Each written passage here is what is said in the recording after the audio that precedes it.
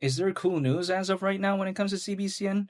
Well, I think so, at least based on a recent post by Zebec. And again, on X, they posted how they're excited to welcome two talented leaders to the Zebec team. Now, who are these individuals?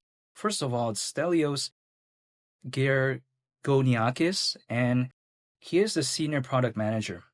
And it says that, again, in this post, joins us after serving as principal engineer at London Stock Exchange Group and holding senior roles at Royal Bank of Scotland and Expedia. Now, Expedia is very famous. I mean, I'm very excited because senior product manager, amazing experience, good resume. This is something that I like, at least from what I see right here. Not to mention, the second person they want to talk about is Eike Reichhardt, and he is the head of UI and UX. He comes abroad with a stellar background as senior UX/UI designer and product manager at BMW/Mini. Now again, BMW very massive. Of course, Mini Cooper, when I take a look at that car, I do like the design, so I just find this very interesting. But again, also Volkswagen Group. So again, this is very famous. Also, we take a look at, he has also background at Kraft Heinz, Just Spices, when I think about Kraft Heinz, I think about like the Heinz ketchup. And again, this is something that really excites me because let's think about this, right? Hiring individuals. I like seeing stuff like this when it comes to Zebec because other projects out there, instead of improving the team, instead of improving the fundamentals, what do they go out and do? They try to have athletes or celebrities talk about their project. And of course, it's going to be different on a case by case basis, depending on what the project wants to do moving forward. But the way you take a look at it is that I just think stuff like this seems more reasonable to me because they're actually improving the fundamentals, improving the team in a sense. And I do believe that moves like this also combined with the fact that, again, Zebec not too long ago acquired GateKnox, kind of being more so focused with compliance there, not to mention acquiring Science Card UK, being focused on the market of education quite essentially in a sense, arguably I would say with that one.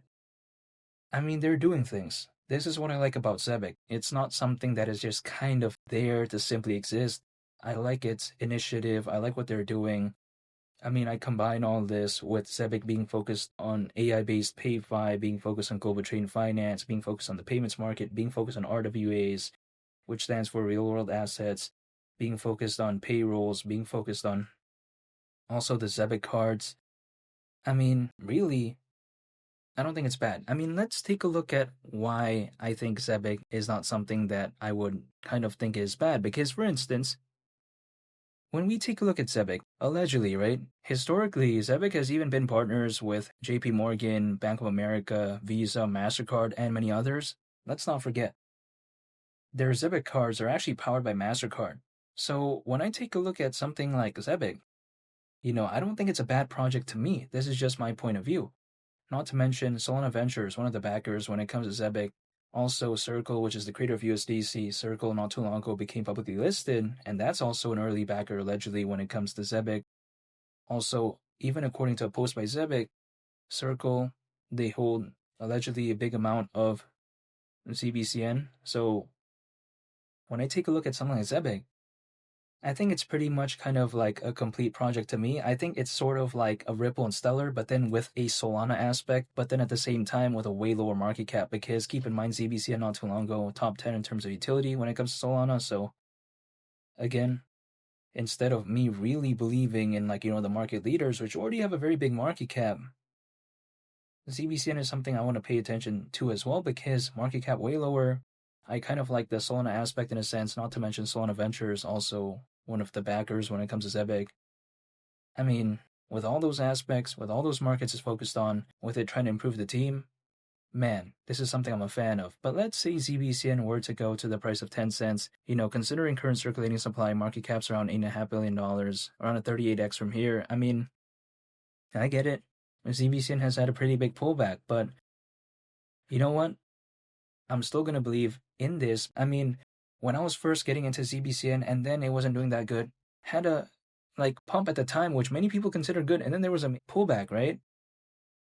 I kind of felt like, okay, it is what it is. I'm thinking about the marathon. It's not a sprint for me.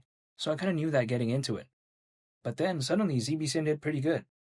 And that, keep in mind, was really without a fully fledged type of hypothetical altcoin season, in my opinion. And it was still able to do that. And still, ZBCN even right now is way better than when I was first talking about it, right? So the way you take a look at it is that if I believe in it back then, why wouldn't I believe in it as of right now? And let's say if ZBCN was able to do that back then without really much attention for altcoins, what could it do? Again, if let's say we ever see a fully fledged type of altcoin season. This is why I'm still waiting. This is why I'm still staying patient, and I'm not going to give up. But in the meantime, I do like seeing news like that when it comes to Zebec. And feel free to subscribe if you enjoyed this video. I'll greatly appreciate it. It's been Lee the Captain. I'll catch you all in the next one. I'm out. Peace. Bye.